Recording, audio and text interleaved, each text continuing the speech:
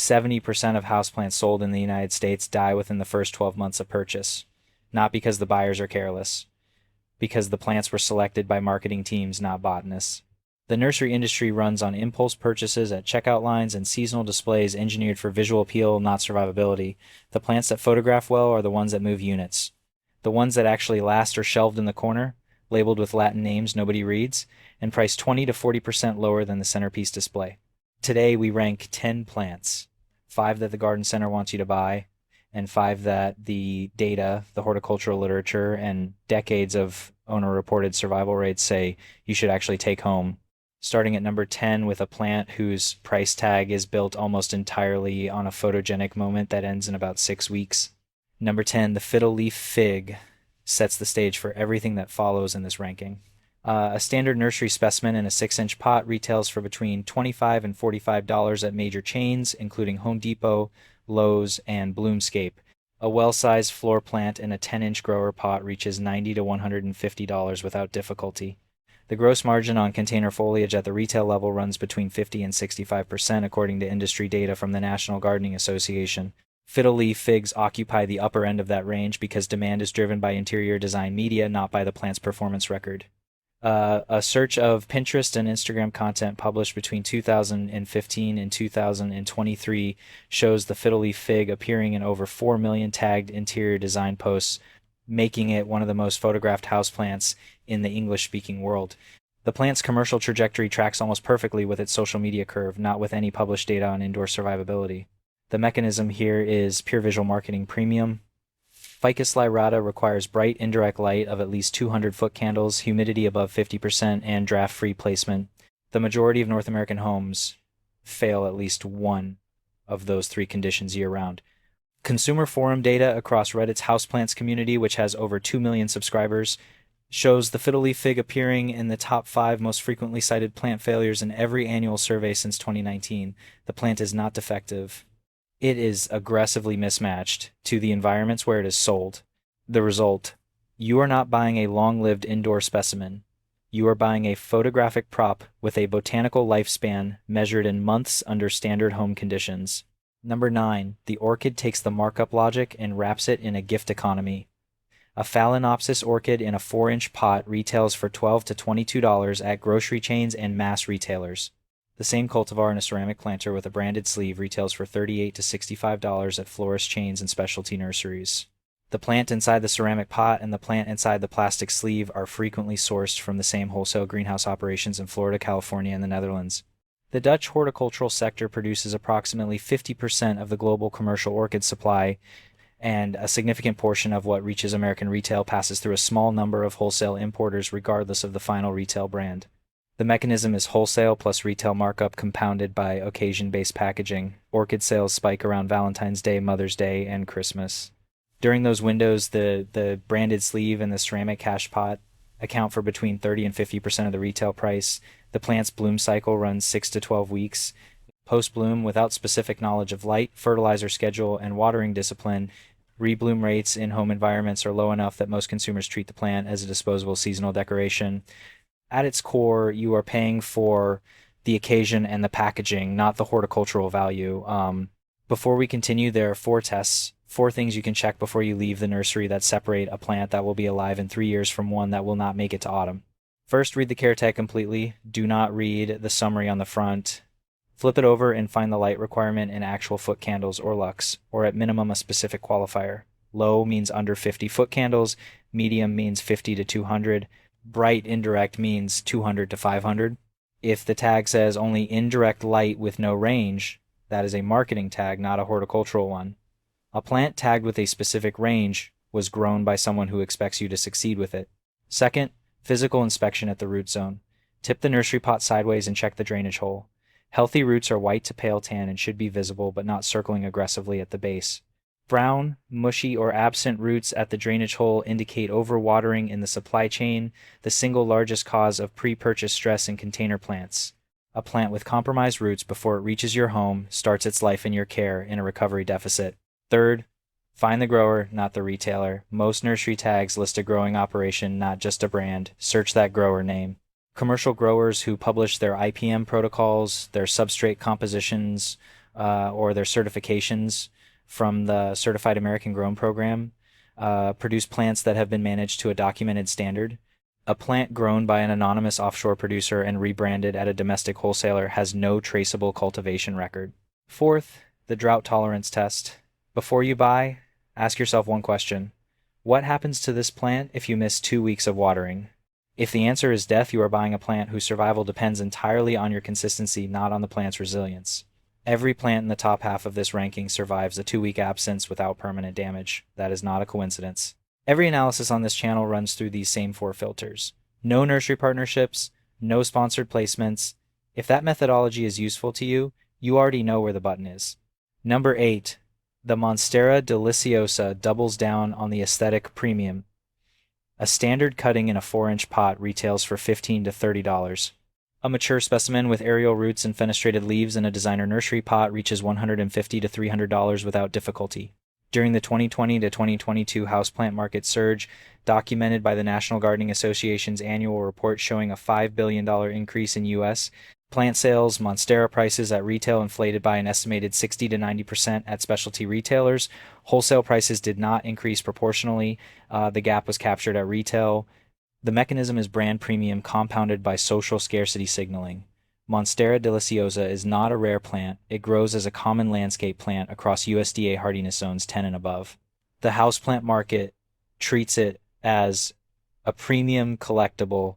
Varieties such as Monstera albo variegata, which carry genetic mutations reducing chlorophyll, have sold at auction for prices exceeding $1,000 for a single cutting, despite having lower growth rates and lower survivability than the standard green form. Verdict: the premium follows the algorithm, not the root system. Number 7, the air plant extends this story into a category where the product is almost entirely packaging. Tillandsia species in a glass geometric terrarium retail for $18 to $45 at gift shops, major online retailers, and home goods chains. The plant itself, sourced through wholesale brokers, costs between 50 cents and $3 at the grower level, depending on species and size. The glass terrarium accounts for the majority of the retail price. The irony is that Tillandsia species, which are epiphytes that require no soil and derive moisture from the air, are among the most naturally durable plants available to indoor growers under the right conditions. But the geometric terrarium, which is the product driving the price, is actively hostile to the plant's survival. Tillandsia requires airflow.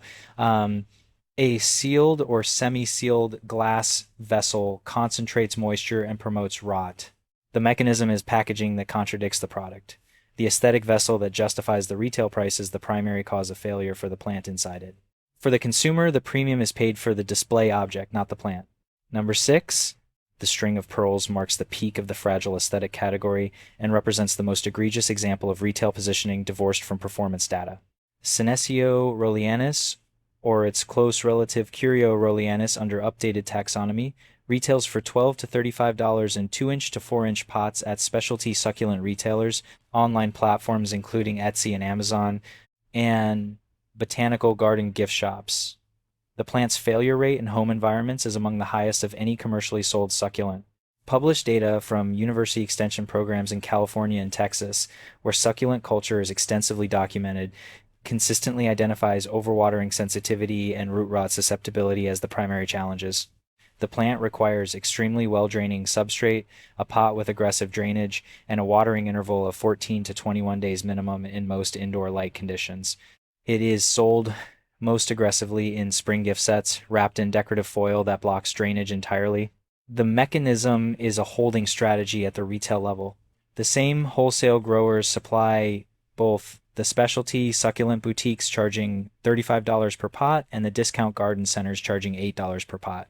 The substrate, the genetics, and the country of origin are frequently identical. The price differential is captured entirely at the point of retail branding and display. Among the brands in this ranking who charge premium prices for commodity production at radically different retail tiers, String of Pearls closes the first half of this list. The next brand brings a fundamentally different philosophy to what a houseplant is actually supposed to do. Number 5. The pothos stands out as the entry point into the half of this ranking where the plant's biology, not the brand's marketing, drives the value. Epipremnum aureum retails for $4 to $15 for a standard 4-inch nursery pot at virtually every retail tier, from discount stores to botanical boutiques. The price spread within the category is narrow because the plant's track record is too well documented to support significant markup. A 2019 literature review of indoor plant air quality studies, frequently citing NASA's Clean Air Study as foundational context, identifies pothos as among the most consistently studied species for indoor VOC reduction. Its tolerance range covers light levels from 50 to 800 foot candles, temperatures from 60 to 90 degrees Fahrenheit, and irregular watering intervals of 7 to 21 days without permanent damage. The mechanism is direct horticultural value with no aesthetic premium to hide behind. Pothos is sold at its actual commodity value because its survival rate under adverse conditions is documented well enough that no retail tier can sustain a significant markup above it. It is one of the few plants where the price honestly reflects the margin. Here the price is in honest alignment with the plant's demonstrated durability across multiple published survivability assessments. Number 4, the ZZ plant takes a direct approach to the longevity argument that no premium plant in this ranking can match on documented terms.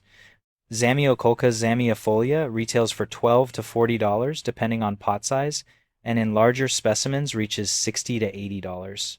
A 2021 study published in the journal Hort Science evaluated ZZ plant response to drought stress and found that specimens subjected to a 6-week complete water deficit showed full recovery within 3 watering cycles with no permanent foliar or rhizome damage. The plant stores water and nutrients in rhizomes, making it structurally resistant to the single most common cause of houseplant death in the U.S. residential environment, inconsistent watering. The mechanism here is genuinely superior biological architecture passed directly to the consumer at a price that reflects cultivation costs, not aspirational lifestyle positioning. ZZ plants are not mass marketed through design media with the same intensity as fiddle leaf, figs, or monstera. They are sold by nurseries that prioritize repeat customers over impulse transactions. Verdict: the rhizome is the product, and the price reflects the rhizome. Number 3, the snake plant delivers a level of transparency backed by documented performance that separates it from every entry above it. Dracaena trifasciata, formerly classified under Sansevieria, retails for $8 to $50 across a wide size range. The genus is protected under several utility patents filed in the early 2000s covering specific variegated cultivars, ensuring that premium cultivars sold by licensed growers carry genuine genetic differentiation, not cosmetic rebranding. A 12-week acclimatization study conducted through a state university extension program in Florida found that snake plant specimens maintained under 5-foot candles of continuous artificial light, equivalent to a windowless interior office, showed positive growth metrics after the acclimatization period. No other species in this ranking has published data supporting survivability at that light level. The mechanism is patented cultivar differentiation backed by published performance data, a combination that appears in fewer than 10% of commercially sold houseplant species. The premium cultivars carry a documented premium justification. The standard green form is available at commodity pricing and delivers the same biological performance at a fraction of the cost. For the consumer, the investment tracks documented survivability in conditions where no other plant on this list survives. Number 2, the cast iron plant operates on a fundamentally different model from every other entry in this ranking. Aspidistra elatior, named for its famously indestructible reputation, has been in continuous cultivation in Europe, Japan, and the United States for over 150 years. A 4-inch pot retails for $10 to $25. A mature 3-gallon specimen reaches $40 to $75. The plant's longevity record includes documented specimens in Japanese temple gardens confirmed to be over 80 years old in continuous growth. A 2018 ornamental horticulture review in the Korean Journal of Horticultural Science found Aspidistra elatior to be among the 10 most stress-tolerant foliage plants evaluated across temperature, light, and water stress indices simultaneously. The mechanism is multi-generational cultivation continuity. Cast iron plant is not supported by design media cycles, seasonal display budgets, or influencer partnerships. It is sold by independent nurseries and botanical institutions that maintain stock because the plant's performance justifies inventory investment across decades, not seasons. Several independent family nurseries operating in the southeastern United States have maintained cast iron plant stock continuously since the early 20th century. The result: you are buying a plant whose track record predates every retail trend in this ranking by a century. Number 1, the spider plant closes this list as the outlier the industry does not build marketing campaigns around precisely because it does not need one. Chlorophytum comosum retails for $3 to $12 for a standard pot and represents the clearest case in the commercial houseplant market where price is in complete alignment with documented value. A 1,989 NASA Clean Air study identified spider plant as one of the most effective species for formaldehyde removal in sealed chamber tests. Subsequent peer-reviewed studies at the University of Agriculture in Faisalabad and Wolverhampton University have confirmed VOC reduction efficacy under realistic interior air conditions. The plant propagates vegetatively through runners, meaning a single purchase creates an indefinite supply of new plants at no additional cost. The propagation rate in active growth conditions generates harvestable offsets within 60 to 90 days of purchase.